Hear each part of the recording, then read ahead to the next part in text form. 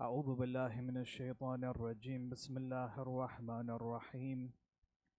الحمد لله رب العالمين، والصلاة والسلام على أشرف الأنبياء والمرسلين، سيدنا ونبينا وحبيب قلوبنا وشفيع لذنوبنا وطبيب نفوسنا أبي القاسم محمد، اللهم صل على محمد.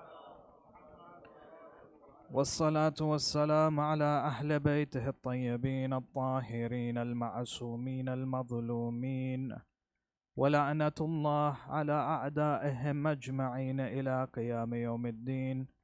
وفقنا الله وإياكم بعلم وعمل صالح إن شاء الله، ببركة الصلاة على محمد وآل محمد. اللهم صل على محمد وآل محمد. أما بعد، فقد قال الله الحكيم في كتابه الكريم: بسم الله الرحمن الرحيم. يا أيها الذين آمنوا اتقوا الله وكونوا مع الصادقين. آمنا بالله، صدق الله العلي العظيم.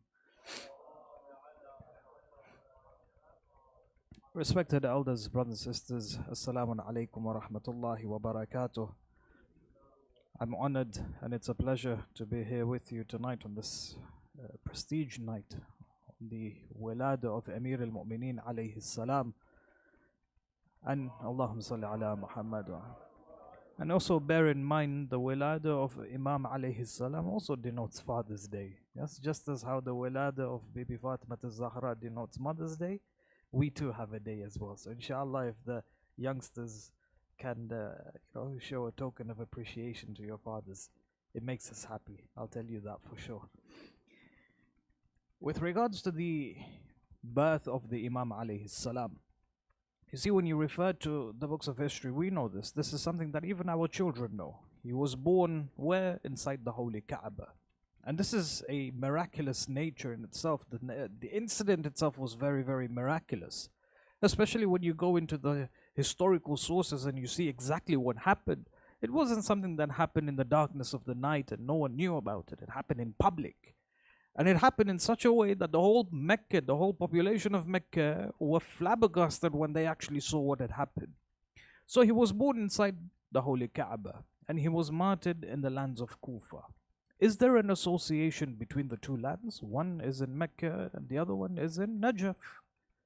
Is there a relationship between Mecca and Najaf? According to Imam Bakr alayhi salatu wassalam, Allahumma salli ala Muhammad wa ala Muhammad, he's having a very private conversation. He's having a conversation with one of his companions, and then he highlights that yes, there is an association between Mecca and Kufa. Now Kufa, generally speaking, it incorporates, in the olden days, it incorporates Najaf, Wadi Salam. All of this area was known as Kufa. He strikes a resemblance, or he strikes an association between these two lands. So the companion is wondering, well, these are two different countries. What's the relationship between the two? He says it goes back when Allah created the world. He commanded Jibra'il. He said, Ya Jibra'il, descend upon the earth. Take land or take sand, mud, clay from 4 different places. Safa and Marwa. Safa and Marwa is significant. Especially in our history, it's significant because it was the time when Adam alayhi salam first met his wife when they came towards the earth. Number 2, because it associates an event that took place in the time of Nabi Ibrahim alayhi salam, when Bibi Hajar ran in the state of desperation because she has an infant to take care of, that motherly love.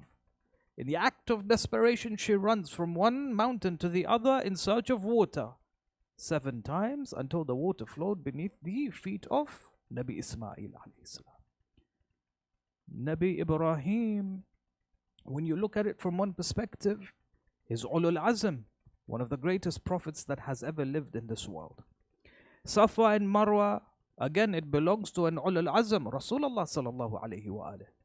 And then, Allahumma salli ala Muhammad wa ala. So these are 3 lands. And then he says to Jibra'il, Jibra'il, take clay.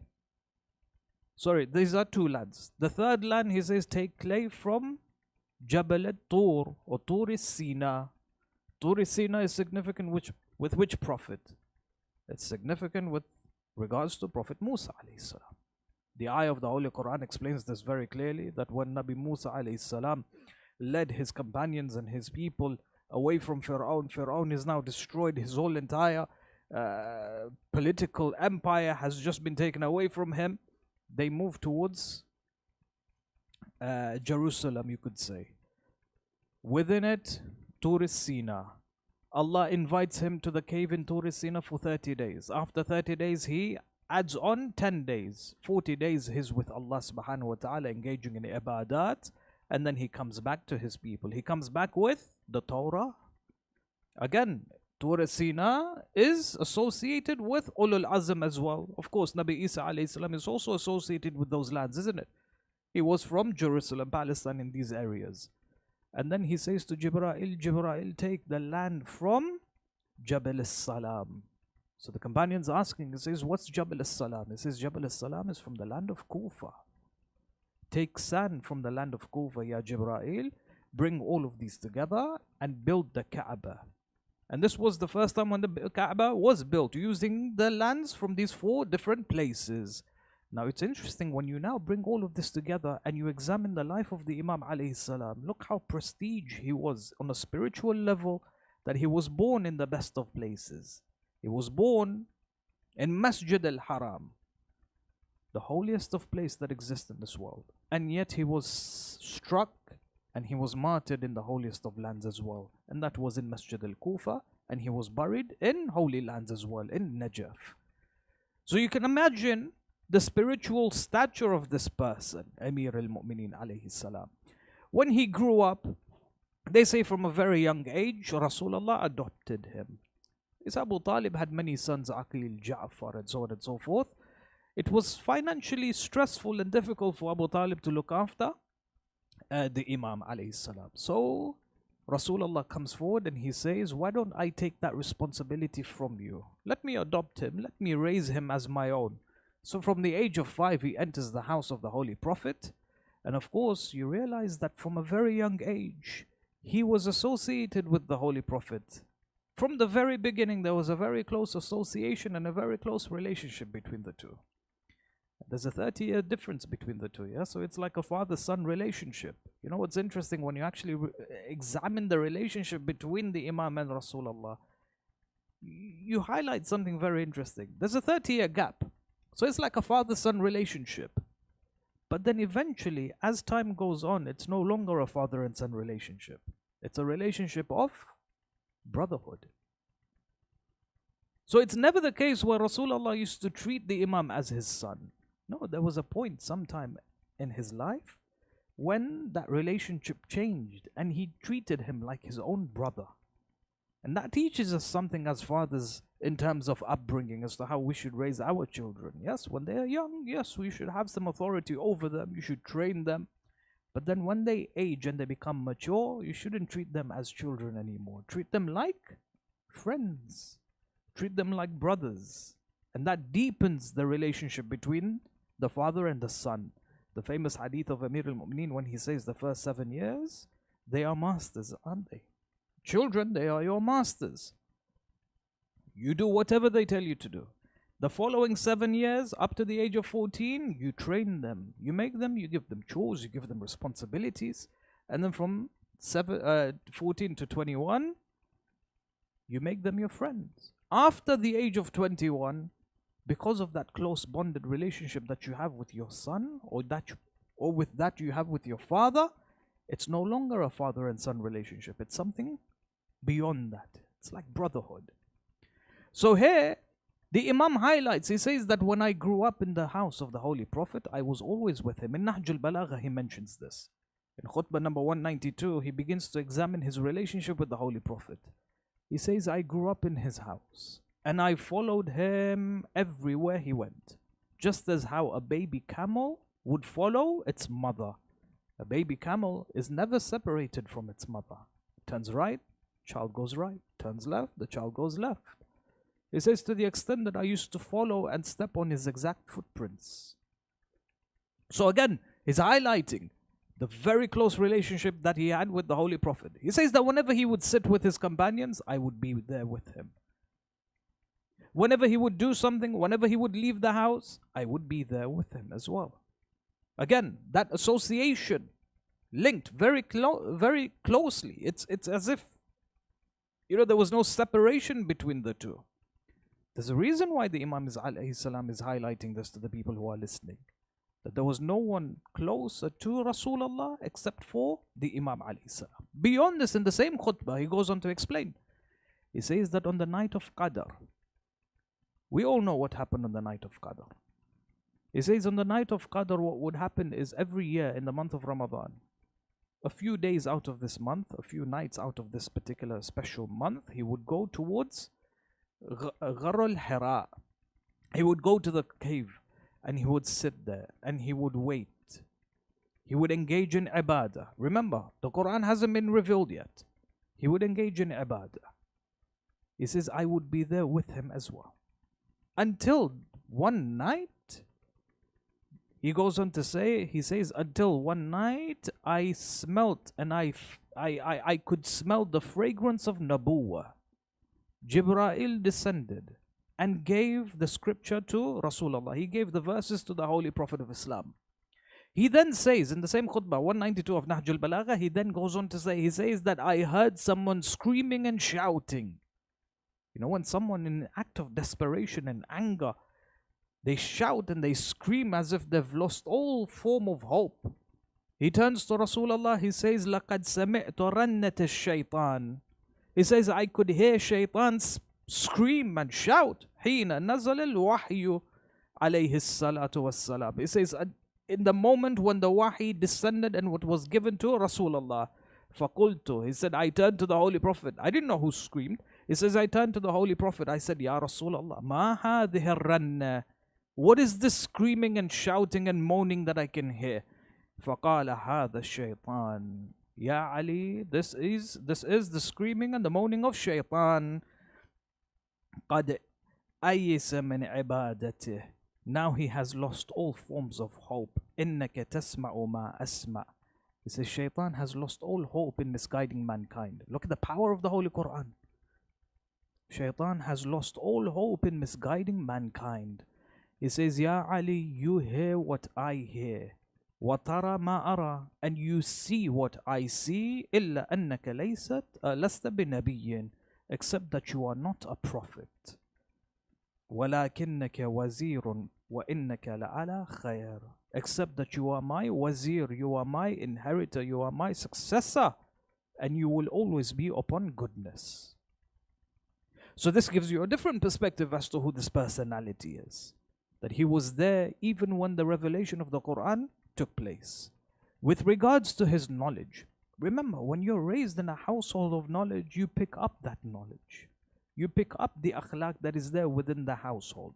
From a very young age, when Islam was introduced to the Holy Prophet, or when the scripture was introduced to the Holy Prophet kept it private for a while, at least up to 3 years. It says in that house, when the rest of Quraysh and the rest of the community used to worship idols, it was Ali, Rasulullah and Khadija who used to worship Allah subhanahu wa ta'ala. And this was one of the fadila that he had. And he would constantly mention it in the future discussions that he would have, especially associating Khilafah and Imamah. Sometimes some of us have this question, is if the Imam alayhi salam was truly the Caliph, did he not fight for his haqq? Well, he didn't fight with the sword, I can show you that. But he fought with words. He would constantly tell them, when that shura took place after the death of Umar ibn al-Khattab, he made clear to the people, he says, do you not know? Of course, it was rhetorical. He says, do you not know that I was the youngest one, the first child to accept the religion of Islam? I had never worshipped idols. See, this was a significant thing in Islamic history. When you look at all of the companions that were there around Rasulullah, surrounding the Holy Prophet, all of them used to worship idols at one point in their time or another. Imam Jawad alayhi salam, the young child, when he's debating with the elite of the scholars of his time, one of these scholars, he came and he said that there is a hadith that is very famous. So what is this hadith? He says, Imam Hassan wal Hussein Sayyidi Shabab Ahl al-Jannah, isn't it? That Imam Hassan as well as Imam Hussein, the two prominent, notable brothers, they are the princes of paradise. But at the same time, Abu Bakr and Umar are the leaders of the elders of paradise. And the Imam replies, he says, well, this prestige belongs to them because they never used to worship idols. Whereas when you look at these two personalities, a good 30, 40 years of their lives, they used to worship idols. Isn't it? Abu Bakr converted towards the religion of Islam towards the later years of his life. Likewise, Umar ibn al-Khattab. It's like the first area of their life, they used to engage in polytheism. It's like you can't compare the two. It's not comparing apples to apples anymore. You're comparing two different personalities with two different past histories. Doesn't work. So this was a fadila that the Imam used to constantly bring out and make the people understand that this is something that no one of you had. Meaning that the right of Khilafah should always be in my hands. When you look at the knowledge of the Imam alayhi salam, as I mentioned, he was raised in a house of knowledge. Just to bring in a small perspective, and it's a very strong perspective as well. The Quran speaks about Nabi Sulaiman. Now think of it this way. Nabi Sulaiman alayhi salam, he sends letters to invite Bilqis, the queen of Sheba, to come towards the religion of Islam. She reads these letters. She doesn't want a war because that's the first thing that comes into her head, that if she was to neglect and deny his invitation, then obviously he would react and a war would take place. So she wants to avoid that. And there's a series of events that take place, but she then makes a decision to go towards Nabi Sulaiman alayhi salam. So she leaves her throne, she leaves her city, and she goes towards Sulaiman alayhi salam. She takes her entourage, she takes gifts and everything, and she makes her way towards the kingdom of Sulaiman. Sulaiman hears about this. He hears about this. He turns to his committee of people that were there, and he says that I want some of you, anyone from amongst you, to bring me the throne of Sheba. Bring me the throne of Sheba. I want it right now. So they say a jinn stands, and he says, I will get it for you before you even stand. He says, no, I want it sooner than that. Asif ibn Barkhiyah then stands up. The ayah of the Quran says, وَقَالَ مَنْ عِنْدَهُ عِلْمٌ مِنَ الْكِتَابِ. He stands up and he says that I will bring it for you before your eyes blink. And the ayah says that before he knew it, Sulaiman, the throne of Bilqis, was right next to him. Now the Quran speaks about why he was able to do that. Asif was a human being. Remember, we're talking about a human being. We're not talking about an extraordinary celestial being. He was a human being like you and I.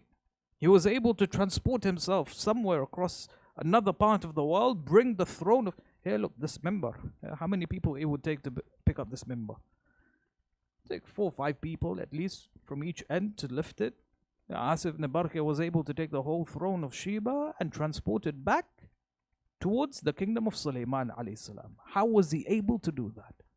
The ayah of the Quran says, and the one who had partial knowledge of the book, ilmun min al-kitab, he was able to do this. Yet you find that there is another verse in the Holy Quran, contentious verse, a verse that is debated as to who it belongs to. But when you refer to the Mufassirin, our Mufassirin specifically, they say it belongs to Imam Ali alayhi salam. Rasulullah introduces Islam to the people. Now, of course, the people were hesitant to accept the message. They would challenge the Holy Prophet. What makes you think that you're a prophet? What evidence do you have that you're a prophet? So the Prophet would perform miracles and the Prophet would do certain things. But this verse speaks about something interesting. It says, كَفَى بَيْنِي وَبَيْنَكُمْ شَهِيدًا. صلوا على محمد وآل محمد.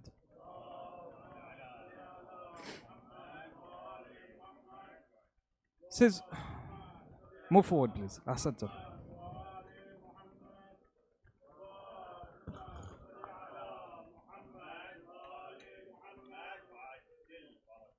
The ayah is interesting because it comes forward and he says, قُلْ قَفَى بِاللَّهِ شَهِيدًا بَيْنِي وَبَيْنَكُمْ وَمَنْ عِنْدَهُ عِلْمُ الْكِتَابِ. It says, you want witnesses to verify and validate my teachings? He says, Allah, number one, is my witness, and the second witness is the one who has knowledge of the book. Now here Allah is talking about a man who has knowledge of the book. Remember, Asif was able to do a task that was practically impossible, absolutely impossible, because he had fraction of the knowledge of the book. Yet when it comes to the characterization of the Imam alayhi salam, Allah subhanahu wa ta'ala through this verse explains that he had knowledge of the book. Now this is a remarkable person. A person, not only was he raised by the Holy Prophet, but it's as a scholar in her own right. And what happened was, she was known to publicly mention the fadila of the Imam alayhi salam, the fadail of the Imam alayhi salam. She was a hardcore Shia. And she would come forward in public and she would say that he is much better than the first two, or the first three. Much better in terms of government, in terms of knowledge, in terms of ibadah, in terms of akhlaq. He's at a whole different level. No comparison whatsoever. So Hajjaj was a bit, uncomfortable with this. So he ordered this woman to be brought towards him. So they brought her towards Hajjaj ibn Yusuf al-Thaqafi. Hajjaj meets her. He says, I've heard rumors, or I've heard news that you're going around and giving, talks and singing and praising Ali ibn Abi Talib alayhi salam. And specifically, you mention and you highlight that he is far better than the first three. She replies, she says, no, I go on to say that he is even better than the Anbiya. That Ali ibn Abi Talib, his position is greater than the Anbiya. How can you say this? What's wrong with that? He's better than Adam and Dawood and Sulaiman and Noah and Ibrahim and Musa and Isa. His level is far greater than theirs. Ajib, how can you say this? From amongst these prophets you've just mentioned to me are the Ulul Azm.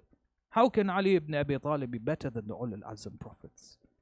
He says, I am not singing and praising Ali alayhi salam because I feel like it. He says this is something that the Quran even testifies. It is Allah who has lifted the position and the maqam of Ali over the prophets. He says, where is your evidence?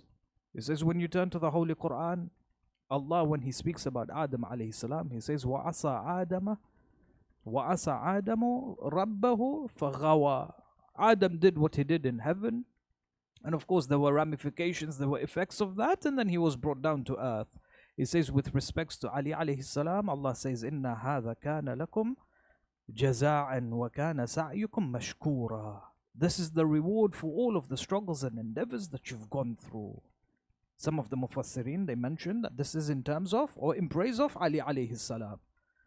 He says, with regards to Nuh, Allah mentions in the Holy Quran, ضَرَبَ اللَّهُ مَثَلًا لِلَّذِينَ كَفَرُوا أَمْرَأَتْ نُوحٍ وَأَمْرَأَتَ لُوطٍ. He says, we've given you examples of the wife of Noah and the wife of Lut. We know that these two wives were condemned by Allah subhanahu wa ta'ala. They disbelieved in the message that Noah and Lut came forward with. He says, with regards to Ali alayhi salam, who was his wife? Who was the wife of Ali alayhi salam? To the extent that a standard was created by the Holy Prophet. Whoever angers Fatima angers Allah. Whoever pleases Fatima has pleased Allah. That's a different dimension altogether. It says with regards to Ibrahim alayhi salam. Ibrahim one day turns to Allah. He says, وَإِذْ قَالَ إِبْرَاهِيمُ رَبِّي أَرِنِي كَيْفَ تُحْيِي الْمَوْتَى. How do you revive the dead? He says, do you not believe, Ya Ibrahim? He says, Bala, walakin layatma'inna qalbi. He says, I want my heart to reach that state of certainty. And then the Imam alayhi salam comes forward and he says, Law kushifa li ghita mazdattu yaqinan. He says, if the veils of this world were to be uncovered, my yaqeen would not increase.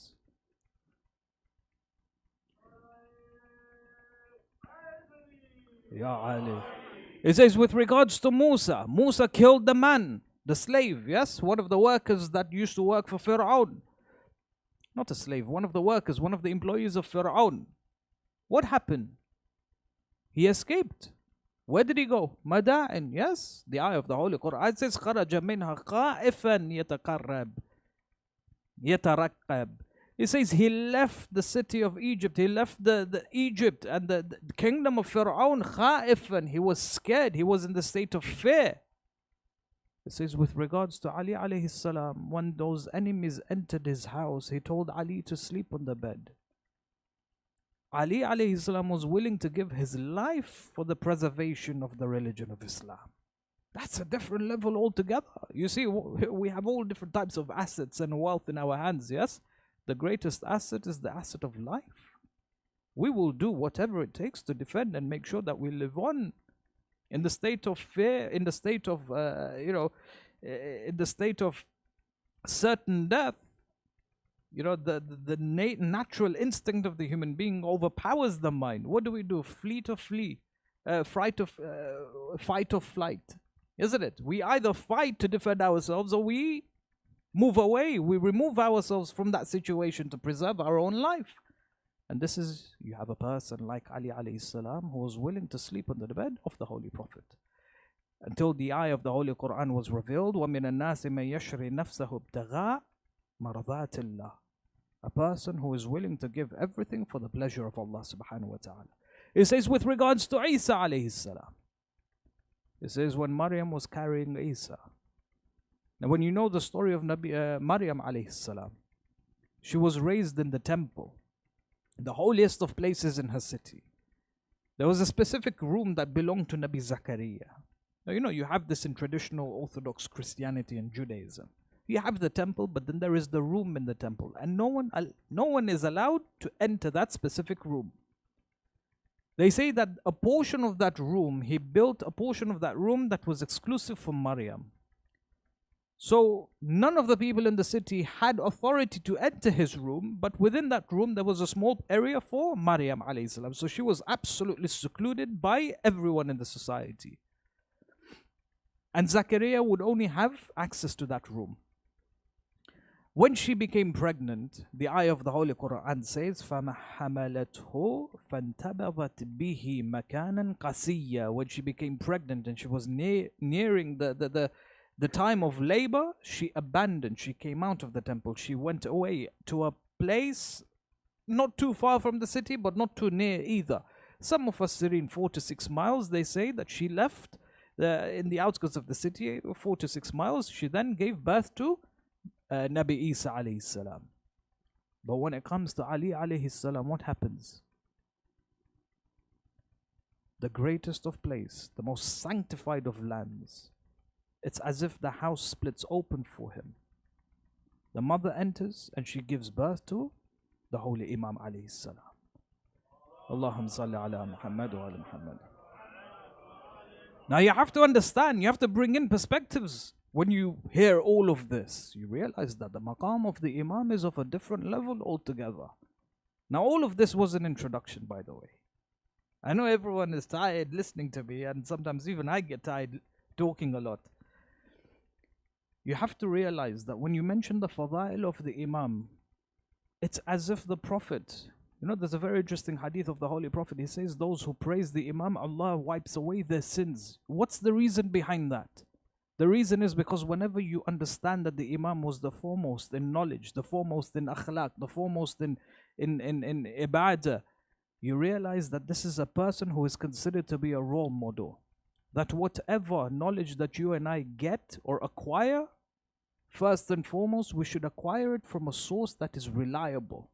When you have all of these evidences pointing towards a man who is considered to be a foundation of our religion and religious thought, it safeguards us sometimes from some of the things that society teaches us. You see, we live in a world, in a time of skepticism. Extreme skepticism is being promoted.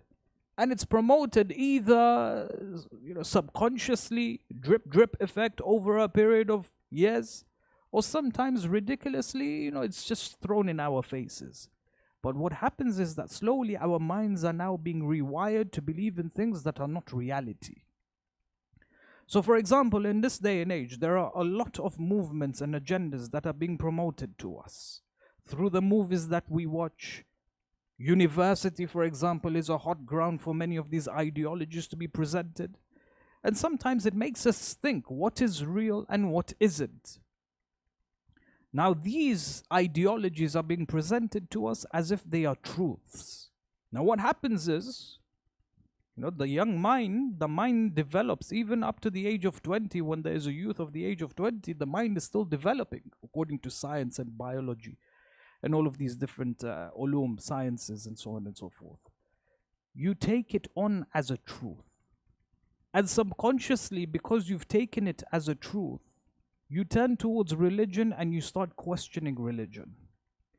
Now the whole dimensions have shifted. When you look at Islam, Islam is something that you have to culminate and you have to believe in through aql.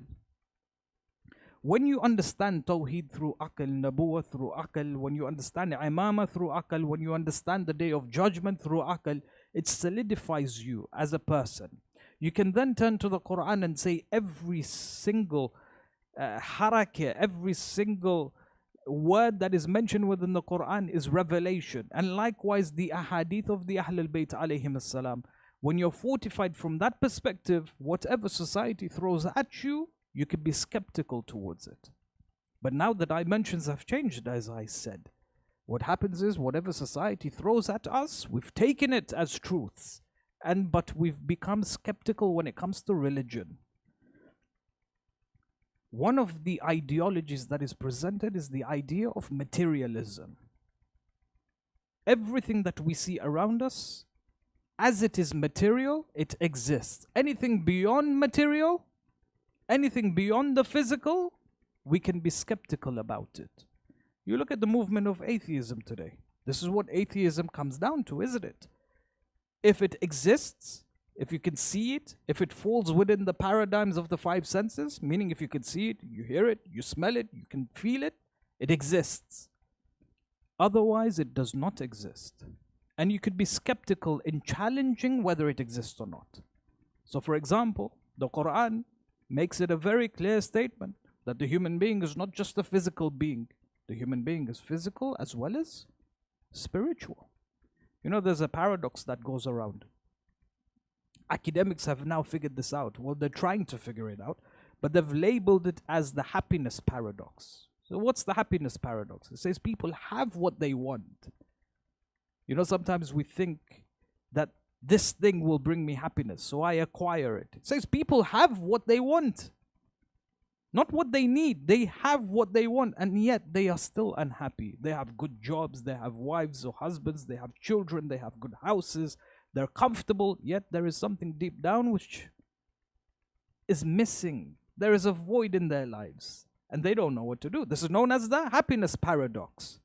So the atheists will only believe something as long as it falls within the paradigms of the five senses.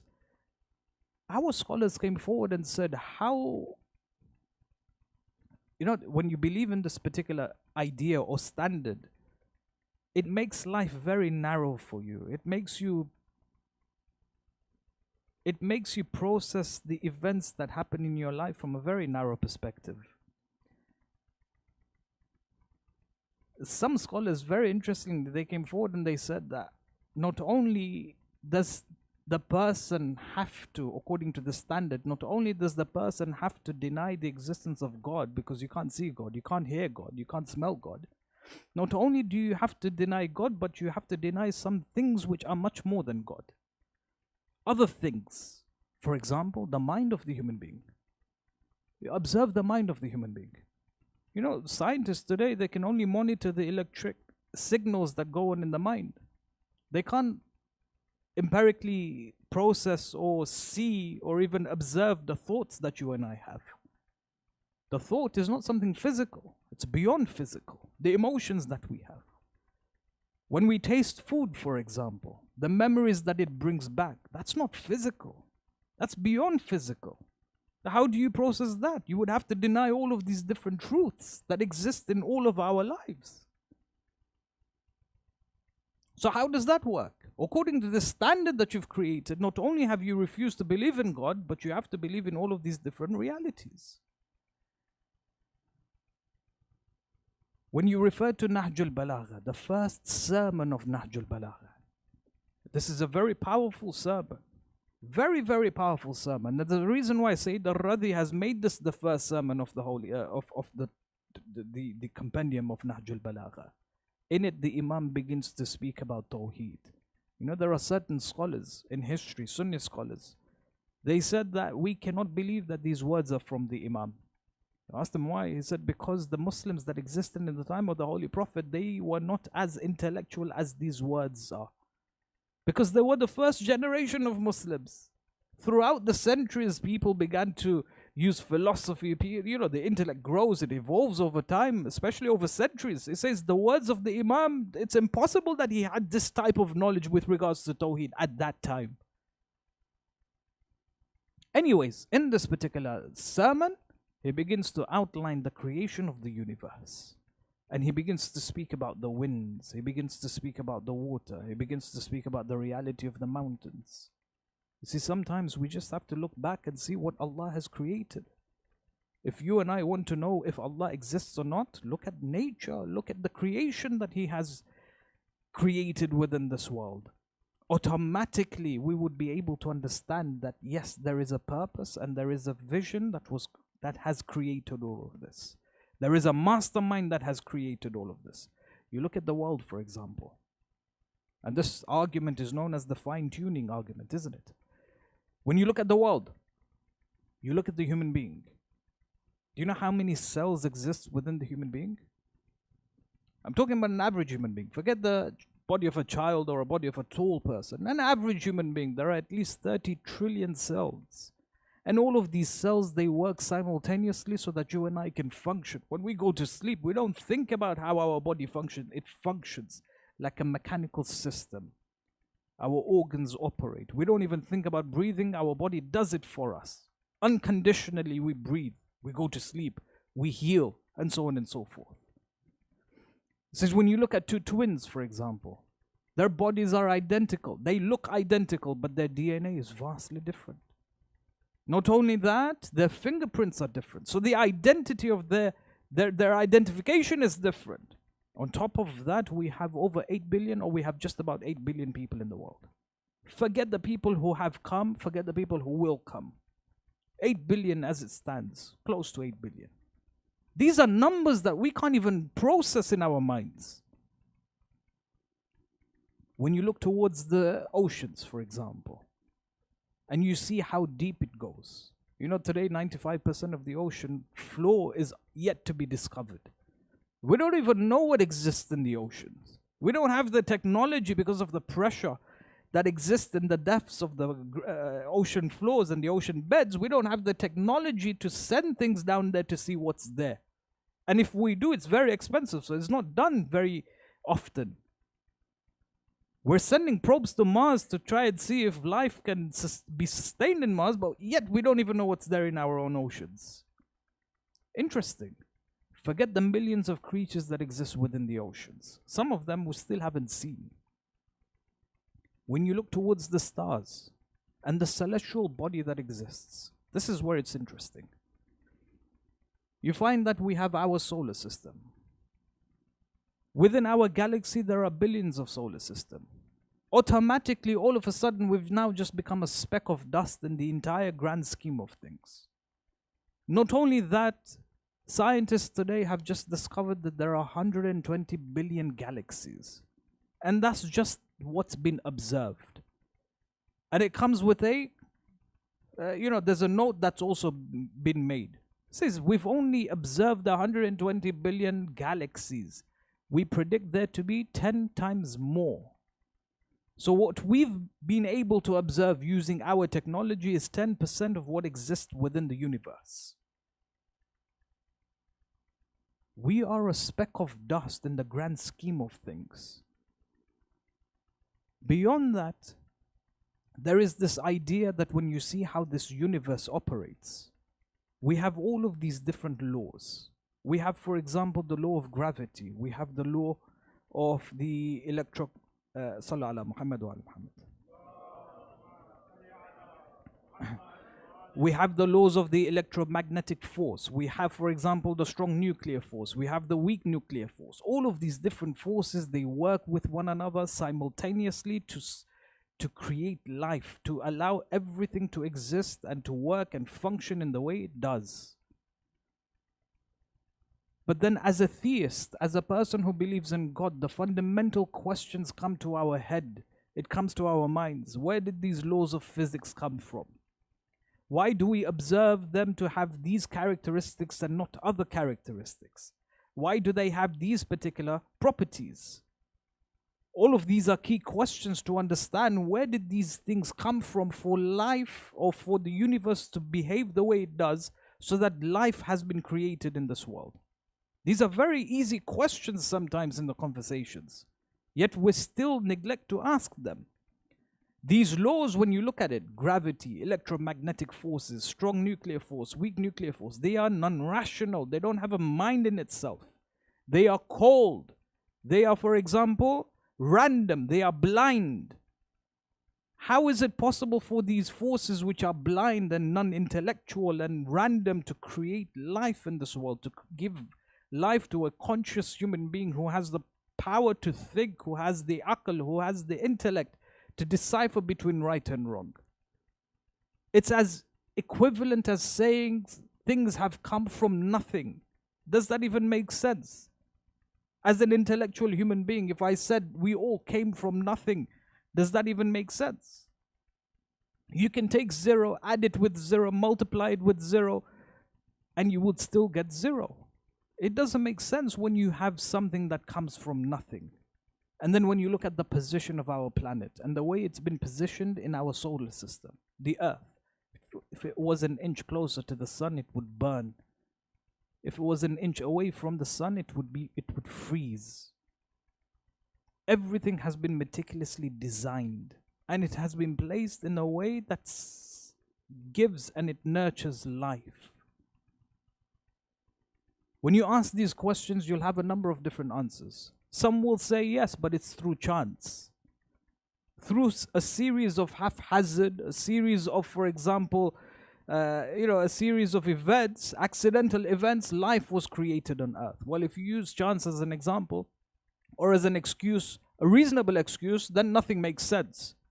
We don't even use chance as an excuse in our day-to-day lives. Someone commits a crime and he stands in the court of law and says, oh, by chance I killed such and such person, or I stole such and such stuff. You think the judge is going to listen to you? It doesn't make sense. What about the creation of the universe? Chance is not an excuse. But then there is another excuse. And this is interesting. It's known as the multiverse. We've heard about this, huh? The multiverse. I wouldn't be surprised if in 5 or 10 years' time, they use the multiverse theory to prove the creation of the universe as a proof against the existence of God. What's the multiverse theory? You know, when we spoke about the billions of stars and galaxies that exist within our universe, all of this is within one universe. The multiverse theory explains that there are trillions of other universes out there. It's all speculative, by the way.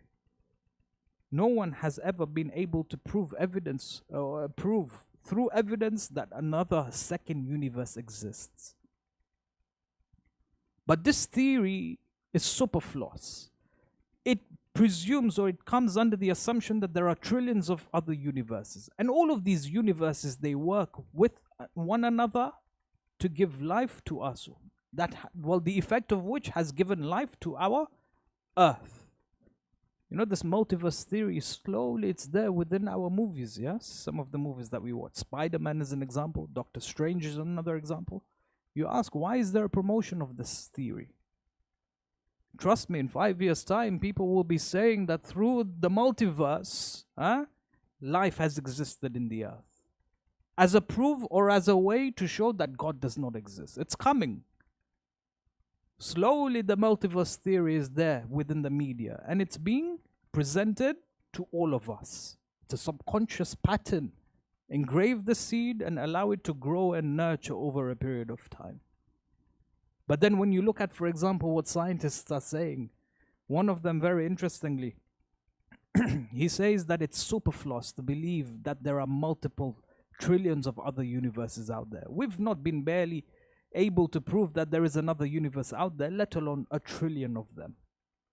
And for all of them to work simultaneously so that life exists within this world.